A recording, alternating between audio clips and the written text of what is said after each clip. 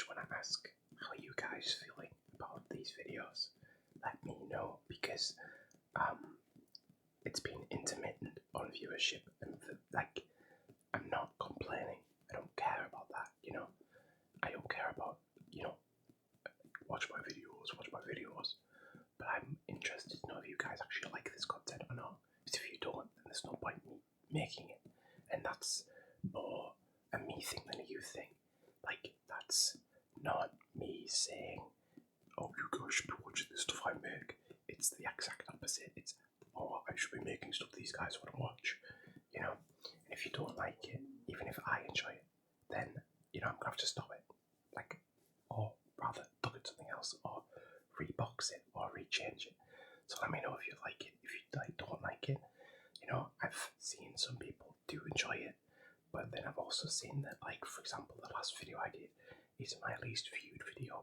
And again, I don't want sympathy. I don't care about that. It's not what I'm here for. It's what I want to get better. I want to do better ASMR. I want to do stuff that you guys care about. So let me know how you guys feel about what we're doing here. If you don't like it, tell me. As much as if you do like it, we could start doing something else instead. Anyway, chapter 5. But before I do that, I've realised I've left my phone on display, and that's not good for not wanting to get doxed online. Anyway, let's get into chapter 5. Where are we? Chapter 5. Also, to clarify before we go any further, I read chapter by chapter. Now, I know some people will probably want me to go through more chapters at once, or the whole story at once. And if that's something you would prefer, let me know. The reason I'm doing it in chapters is because I don't have loads of time at any given point to record, because the sounds, I have other stuff I do. I create other videos and stuff like that.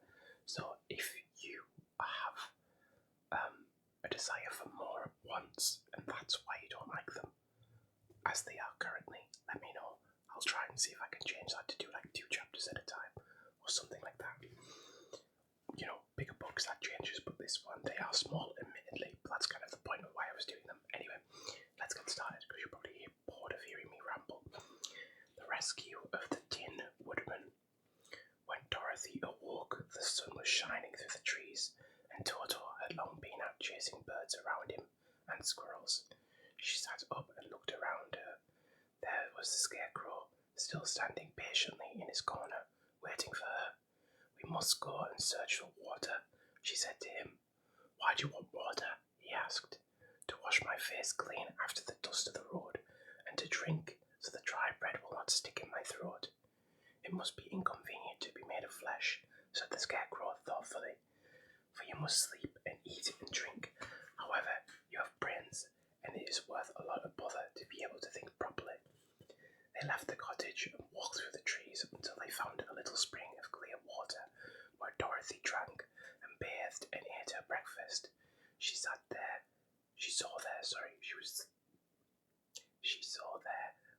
oh my gosh, this sentence is sticking with me for some reason.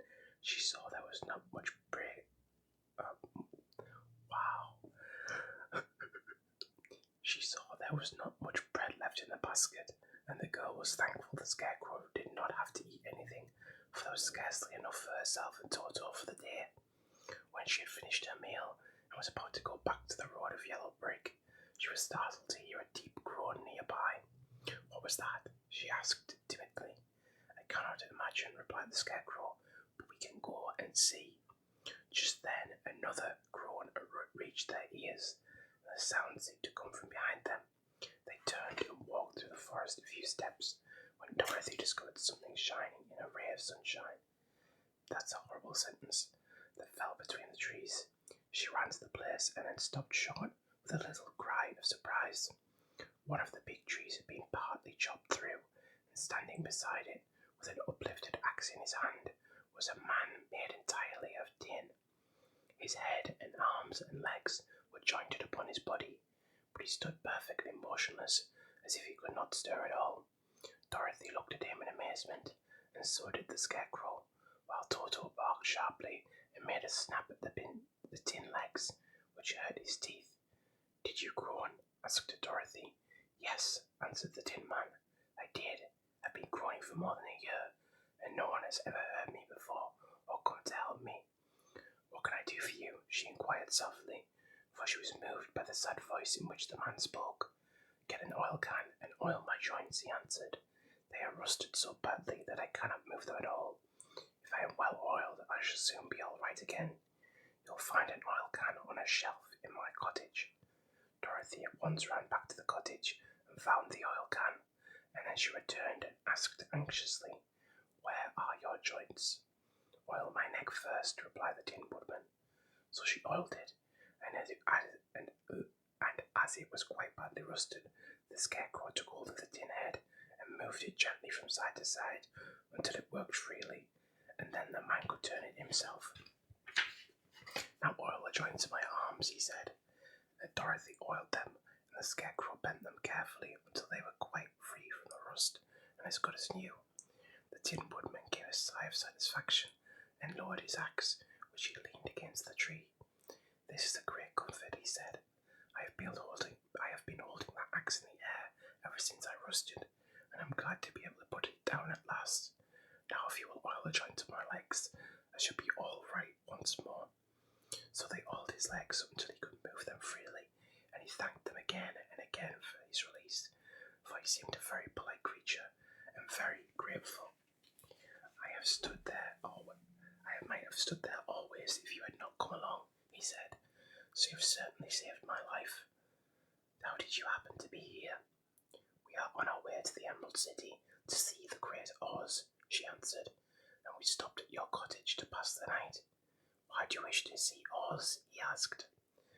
I want him to send me back to Kansas, and the Scarecrow wants him to put a few brains into his head, she replied.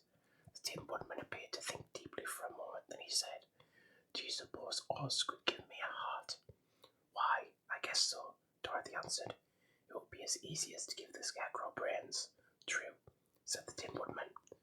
The Tin Woodman returned, So if you will allow me to join your party, I will also go to the Emerald City and ask Oz to help me. Come along, said the Scarecrow heartily, and Dorothy added that she would be pleased to have his company. So the Tin Woodman shouldered his axe, and they all passed through the forest until they came to the road that was paved with yellow brick. The Tin Woodman had asked Dorothy to put the oil can in her basket, for, he said, if I should get caught in the rain and rust again, I would need the oil can badly. It was a bit of good luck to have their new comrade join the party, for soon after they had begun their journey again, they came to a place where the trees and branches grew so thick over the road that the travellers could not pass. But the Tin Woodman set to work with his axe, and chopped so well that soon he cleared a path for the entire party. Dorothy was thinking so earnestly as they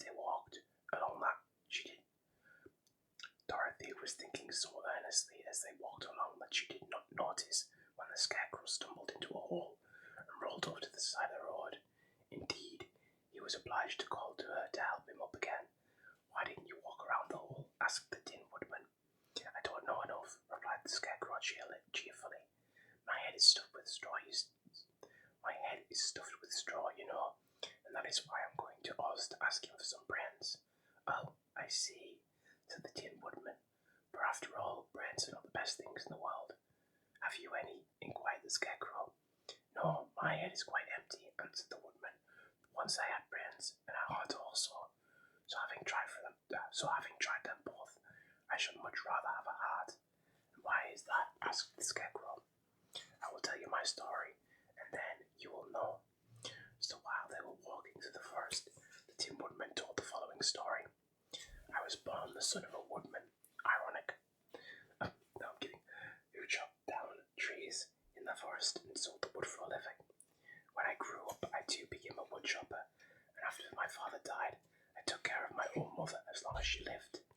Then I made up my mind that instead of living alone, I would marry, so that I might not become lonely. There was one of the Munchkin girls who was so beautiful that I soon grew to love her with all my heart. She, on her part, promised to marry me as soon as I could earn enough money to build a better house for her, so I set to work harder than ever. But the little girl lived with an old woman who did not want her to marry anyone she was so lazy she wished the girl to remain with her and do the cooking and the housework. So the old woman went to the Wicked Witch of the East and promised her 2 sheep and a cow if she would prevent the marriage.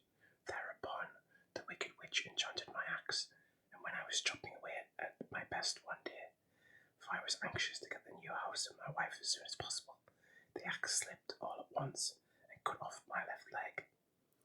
This at first seemed of great misfortune, for I knew a one-legged man could not do very well as a woodchopper. So I went to a tinsmith and had him make me a new leg out of tin. The leg worked very well once I was used to it, but my action angered the wicked witch of the East, for she had promised the old woman I should not marry the pretty Munchkin girl. When I began chopping away again, my axe slipped and cut off my right leg. Really? Okay. I didn't realise it was like this. Again, I went to the tinsmith, and again he made me a leg out of tin. After this, the enchanted axe cut off my arms one after the other, but nothing daunted, I had them replaced with tin ones.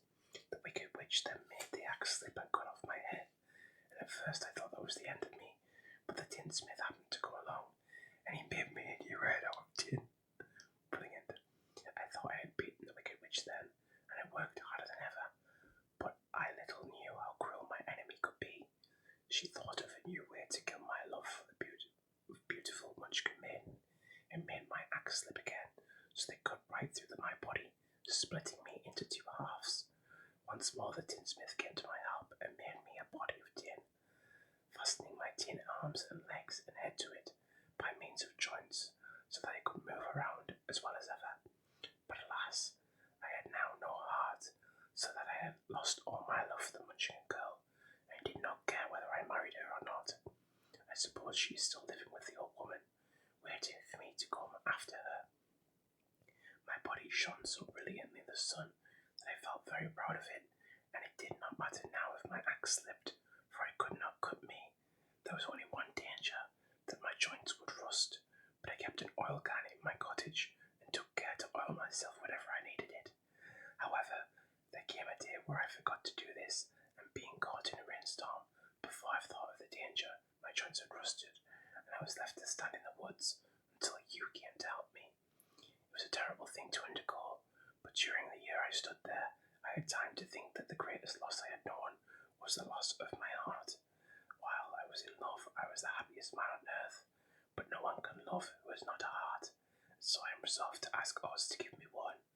If he does, I will go back to the Munchkin maiden and marry her. Both Dorothy and the Scarecrow had been greatly interested in the story of the Tin Woodman, and now they knew why he was so anxious to get a new heart. All the same, said the Scarecrow, I shall ask for brains instead of a heart, for a fool would not know what to do with a heart if he had one. I shall take the heart, returned the Tin Woodman, for brains do not make one happy, and happiness is the best thing in the world.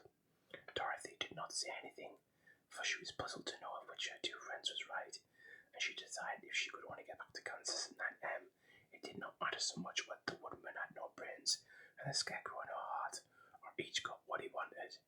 What worried her most was that the bread was nearly gone, and another meal for herself and Toto would empty the basket. To be sure, neither the Woodman nor the Scarecrow ever ate anything, but she was not made of tin nor straw, and could not live unless she was fed. The next chapter is the Cowardly Lion, but, like I said, let me know what you think, guys. Do you want more of this? Do you want less of this? Intermittent? Am I doing too many of these at once? Let me know. Otherwise, I hope you've enjoyed. If you have, let me know. Let me know if I've just said the same thing again. And I hope you have a great relax, a great time zone, a great whatever you're doing. I'll see you guys soon.